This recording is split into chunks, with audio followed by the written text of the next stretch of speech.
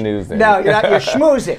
So yesterday when we were on the air, I had my Wolf Blitzer moment because Iran attacked 2 U.S. Air Force bases in retaliation for Donald Trump ordering an extrajudicial killing, basically, of General Soleimani from Iran. Now, nobody, I think, in the world outside of Iran is going to miss this guy. He was causing mayhem all over the place. Right. But the United States did target him and killed him. And in retaliation, Iran, while we were on the air last night, they launched 21 missiles at an Air Force base in Iraq where U.S. military were sleeping. Now, from what we understand from news reports, it was 2 different attacks, and what we understand from news reports is that Iran told intermediaries, including Iraq, that the missile launches were going to happen. Everybody knew ahead of time these missile launches were going to happen. Iran wanted to do this for 2 things. Number 1, to show their domestic audience, which is the Iranian people, that they are serious and they're going to defend their country. At the same time, they purposely, because their missiles, their short-range missiles, are very accurate, at least according to news reports, they purposely missed, on purpose, most and all of any place that would have been populated with sleeping military at that moment. The reason they did that was that they felt that if they actually launched a missile and killed American soldiers while they were sleeping, it would have been an all-out war. Right. So what they did, instead of starting an all-out war, at the moment, we don't know what's going to happen while we're on the air, we don't know what's going to happen tomorrow, is that they launch missiles just to show their domestic audience that we're going to defend you, but at the same time purposely missed hitting anybody and killing anybody. So that way, basically, in the words of Donald Trump, they're standing down. Last night after the attack, Donald Trump, he tweeted, "All is well. Missiles launched from Iran at 2 military bases located in Iraq. Assessment of casualties and damages taking place now. So far, so good. We have the most powerful and well-equipped military anywhere in the world by far. Turns out that all of these missiles hit nowhere." Okay. Did you see how he started that tweet? All is well. All is well, yes. Now, the Iranians, they went on Twitter to say they attacked the Americans, and as a result of that, the people in Iran feel that they got their flesh of meat or whatever it is, their revenge. And they're claiming, at least the Iranians are claiming, that there were Americans who were killed. The United States of America says nobody was even injured. Wow. Now, this morning, I didn't watch, because I'm a lawyer between 9 and 5. But this morning, Donald Trump addressed the nation. Oh, yeah. He said the American people should be extremely grateful and happy. No Americans were harmed. We suffered no casualties. All our soldiers are safe, and minimal damage was sustained at our military bases. He continued by stating Iran appears to be standing down, which is a good thing for all parties concerned and a very good thing for the world. Wait, now, what was weird about what happened, not weird, it's actually sad, what happened is right around the time that Iran launched these missiles within an hour of Iran launching these missiles into Iraq, 21 or 22 missiles, whatever it was, a Boeing 737, brand new airplane, built in 2016, not one of these Boeing 737 MAX things that crash, like the real Boeing 737s, the ones that have been around, the good ones, the ones that have been around for 35 years that never crash.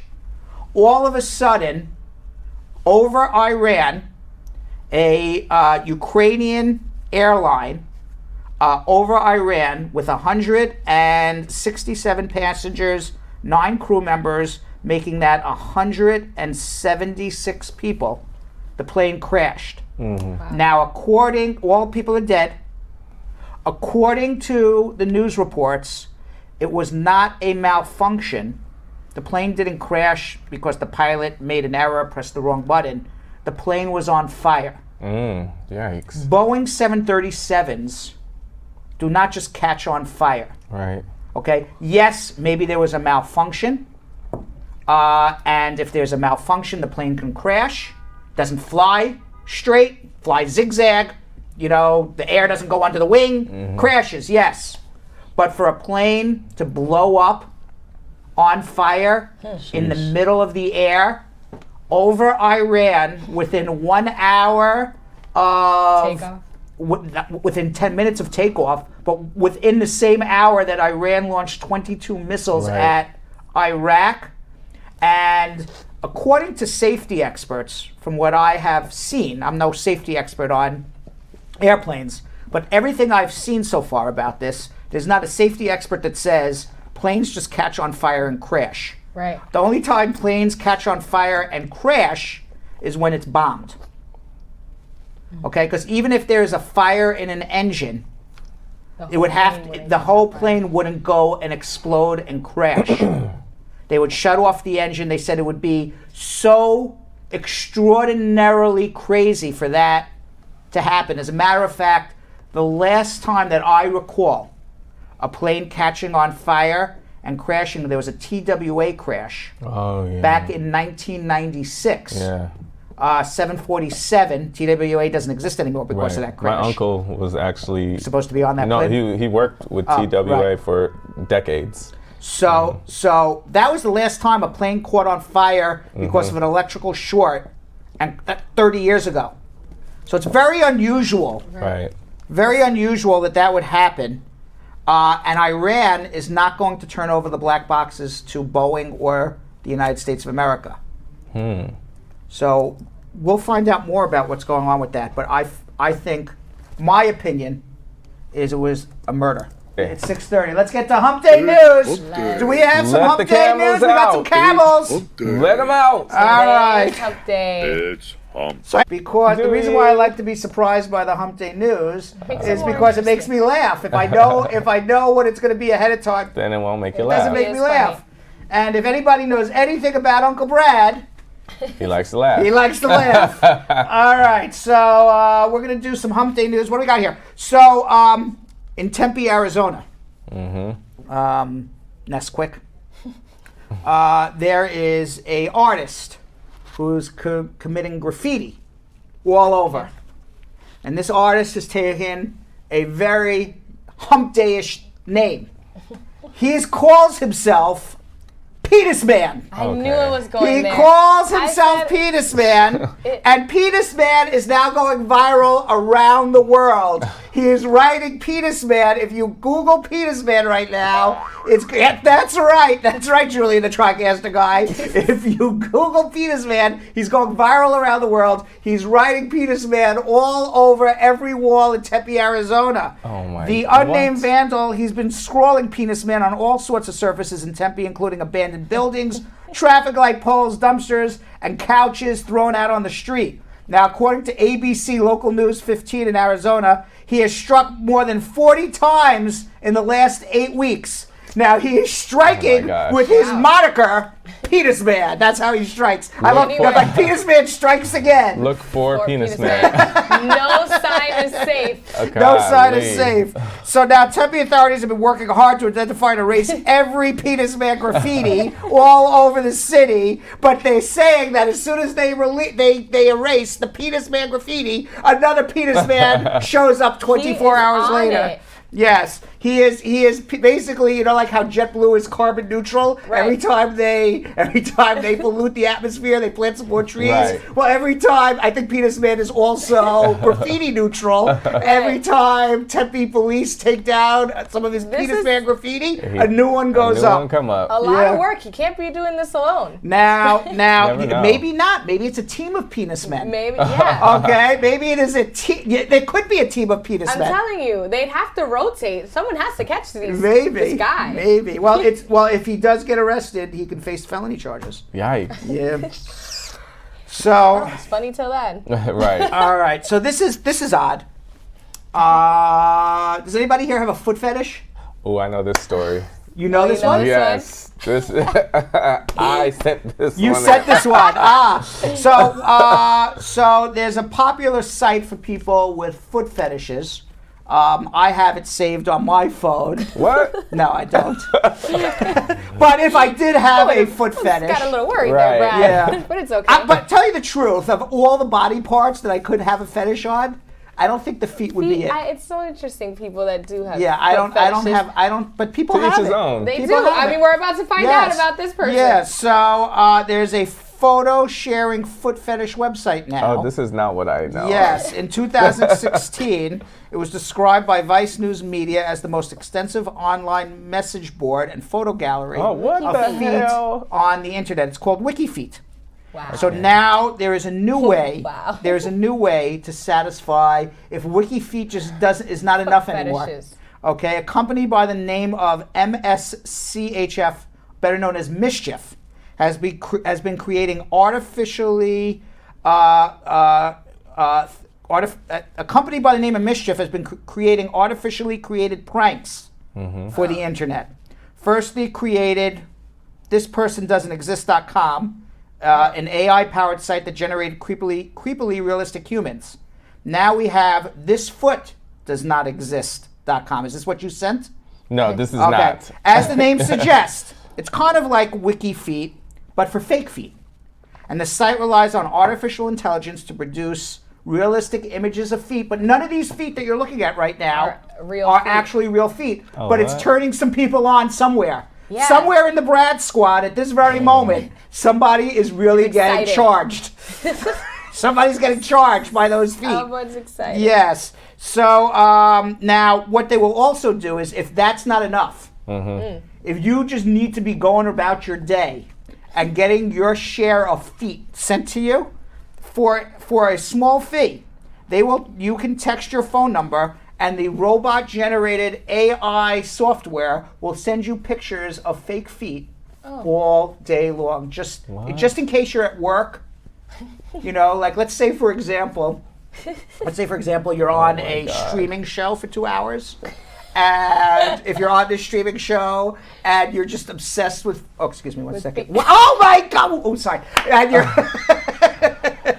You've got mail. yes, you got mail exactly. Hopefully that doesn't Yeah. happen during your Yeah. consultation. So meanwhile, I can tell you one person who I know would love to have this software. We're pointing people Yes. out here. No, nobody here. This might be the one I Yes, sent. yes. In Bradenton, Florida, Yes. there was a man got an unusual visitor on Christmas Eve. Yes. We're talking more feet here.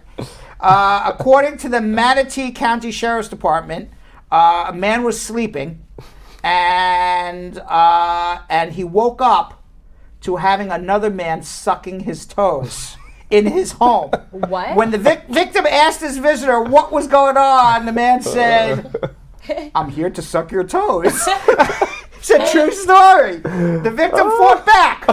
He fought back by wiggling his big toe in the man's mouth, trying to knock out. No, I don't know how he fought back. I'm like, Brad. But only to have the alleged toe sucker attempt to grab the victim's genitals before claiming he had a gun.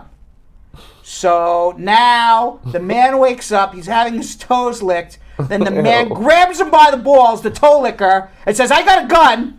Don't move your feet." Oh my goodness. The victim says he never saw the gun. He managed to force the suspect out of his home. The accused toe sucker then smashed a window in his home, destroyed the victim's car shield. The police are taking DNA swabs I can't. From his toes. from his toes, and the victim, last we heard, is on his way to a dermatologist. Well, that's one serial extravaganza. Yes. How do you wake up to a stranger sucking your toes? First of all, was your door open? How did he get inside? Burglars. I mean. That's the easy part, right? Right. The rest is what gets a little tricky. So I don't know if this is hump day news, but we're throwing it in anyway. All It's a right. little bizarre, more than hump day. But a man everyone's trying to outdo engagements. Oh God. Okay, how can I make I an love engagement? to see engagement. How Yeah. can I make, you see the viral videos of the band and the Right. people dancing, Yeah. like all They break into song and everything. Yeah. A flash mob. Flash mob, exactly. Well, this man, I don't know where he is. Best proposal but of his 2020 name, thus far. his name is Ray Giuliano, and he thought in Erie County, New York, and Ray thought he came up with a great idea how to get engaged to his girlfriend. He said he is going to stage a faked armed robbery of his girlfriend, terrify her to death, and then ask her to marry him. In December, Giuliano staged an armed robbery at a convenience store in Erie County, New York, to propose to his girlfriend because for some reason the groom thought the elaborate prank would be a great way to pop the question. Idiot. Wow. He told Inside Edition, "I was going for scared with a happy moment afterwards. I wasn't going for, quote, terrified." But terrified is what he got, according to the security footage that captured the proposal. In the video, a man appears to be attempting to rob the convenience store with a gun before leaving and then coming back in. He then follows the store clerk, Giuliano, and his frightened girlfriend into the back. Oh, so Giuliano is the store clerk. He hired someone to come and pretend that they're robbing the store. In the footage, Giuliano's then girlfriend is seen cowering on the floor and begging for her life as the robber approaches the bear and asks the woman if this is Giuliano's girl before stating that he doesn't see a ring on her finger. There you go. I don't see a ring. Yeah, we're not married. Oh, please, no. Will you marry me? What? Whoa, he's like, you're right, we are you married. serious? Let's do it now. Yeah. She So said, Giuliano replied that the two aren't married, which prompted the pretend robber to reach into his bag, hand the ring to Giuliano, who then turns and proposes to his terrified, crying girlfriend. Oh my God. Who only moments before was crying out, "Oh, please, no! Please, no!" So she said yes. accepted. Right. She said that she thought the guy was going to kill her. I mean, like, with stuff like that. That's ridiculous. It's ridiculous, but you're with somebody, you know the type of person he is, so she's probably, like, not that surprised that he, did something like that. That he was so romantic. Now, the fiance reportedly, the woman called him a bonehead for the stunt. And according to Giuliano, he's apologized 7,293 times. The girlfriend has since returned the ring and asked for double the size just for scaring the hell out of her. Wow. No, I made that up. Oh, that would have made sense. Fair. That would have right. Now, that would have been fair. but in an attempt to be a little more romantic, Giuliano then brought his girlfriend to Manhattan Central Park and over a bridge. Oh, see, that's Over one of the bridges over the lake in Central Park. Threw her over. He asked her to marry right after. He asked to marry right after he hired 6 punks to pretend they were bugging him. Right. It's been ongoing. He had to keep it going. Yes. All right, and finally, before we get into our immigration, our meat and potatoes. There's a model, and she's raising money for the Australian fire relief by selling nude photos of herself. Wow. Okay. Yes. As the bushfires rage in Australia, 20-year-old model is selling pictures of her own bush. Look.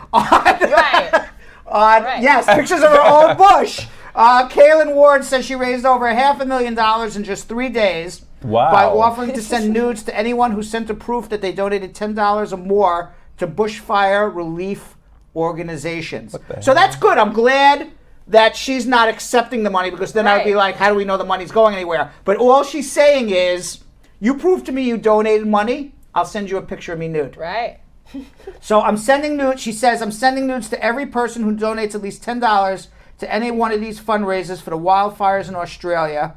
Ward tweeted on Friday alongside with a censored nude photo of herself and a list of suggested charities. Every $10 you donate equals 1 nude picture of me into your DM. Wow. And you must send me confirmation. By Monday, the post has gone viral, getting over 73,000 retweets, and she has raised over $700,000. Damn. Wow. Now, for me personally, I have collected over 400 nude pictures of this woman.